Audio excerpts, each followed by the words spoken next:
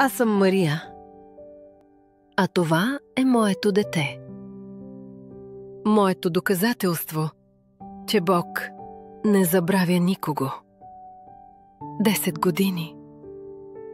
Безшумни молитви, празни детски стаи, погледи към небето с шепот. Защо не и аз? Имаше дни на съмнение, имаше нощи на сълзи, но Бог не беше далеч. Той просто чакаше точния миг. И когато сърцето ми почти се отказа, Той запълни празното място с любов, която не очаквах. С едно малко същество, което промени целия ми свят.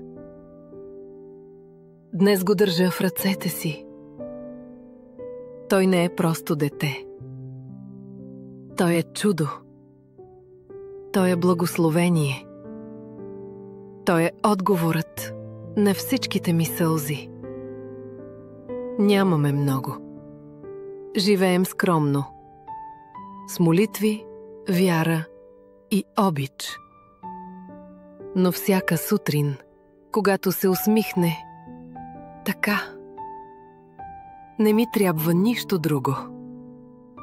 Ако и ти чакаш своето чудо, или вече го държиш в прегръдките си, остави едно амин, или нека заедно засвидетелстваме: Божието време винаги е съвършено.